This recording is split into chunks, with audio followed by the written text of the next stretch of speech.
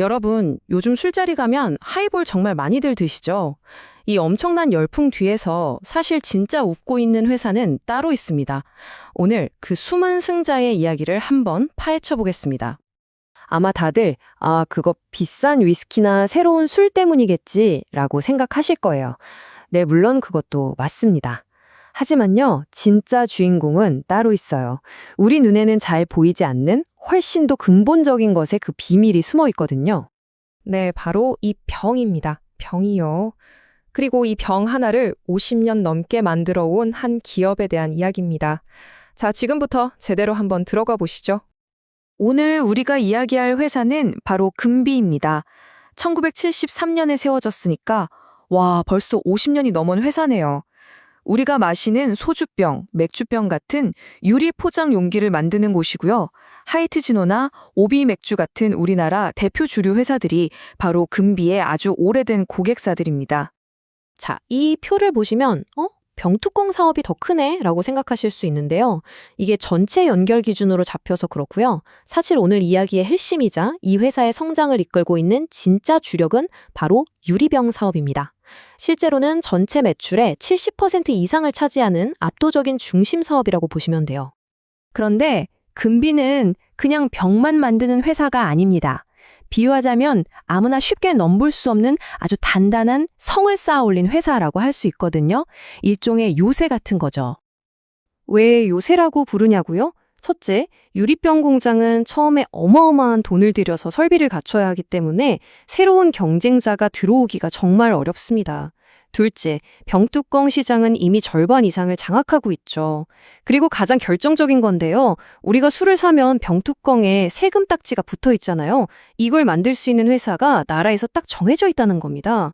즉, 주류 회사 입장에서는 금비가 선택이 아니라 필수 파트너인 셈이죠. 자, 그럼 이런 엄청난 강점들이 실제 실적으로는 어떻게 나타났을까요? 숫자를 보시면 진짜 깜짝 놀라실 겁니다. 이건 거의 한 편의 반전 드라마예요. 우선 2024년 매출은 2,595억 원. 주력인 유리병 사업이 워낙 탄탄하니까 보시는 것처럼 안정적으로 성장했습니다. 그런데 진짜 이야기는 바로 여기, 영업이익에 있습니다. 보세요. 1년 전 약 60억 원이었던 게 글쎄 120억 원을 훌쩍 넘겼습니다. 1년 만에 2배가 넘게, 정확히는 121%가 폭증한 겁니다. 와, 이건 정말 대단한 숫자죠. 원자재 가격은 좀 안정되고 제품 가격은 올리면서 이익이 그야말로 폭발적으로 늘어난 겁니다.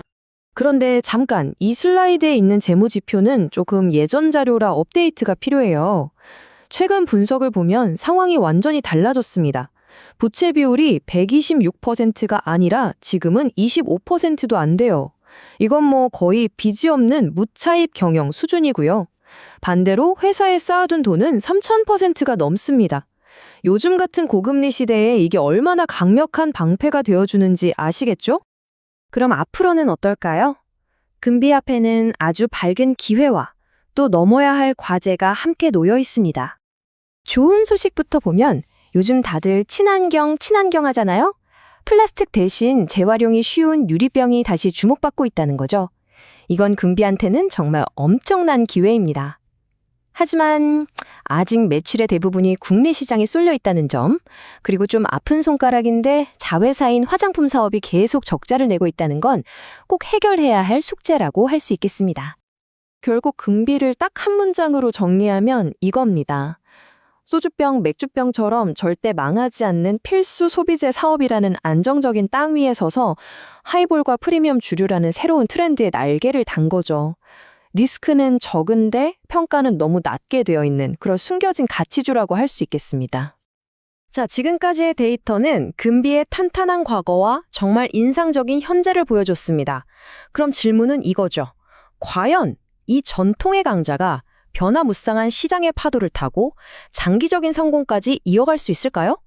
아마 그 답은 부진한 사업은 과감히 정리하고 해외 수출 같은 새로운 길을 얼마나 성공적으로 열어가느냐에 달려있을 겁니다. 오늘 준비한 이야기는 여기까지입니다. 시청해주셔서 정말 감사하고요. 그리고 이건 꼭 기억해주세요. 오늘 내용은 어디까지나 정보 제공을 위한 것이지 특정 종목에 대한 투자를 추천하는 건 절대 아니라는 점. 그럼 다음에 또 흥미로운 이야기로 찾아뵙겠습니다.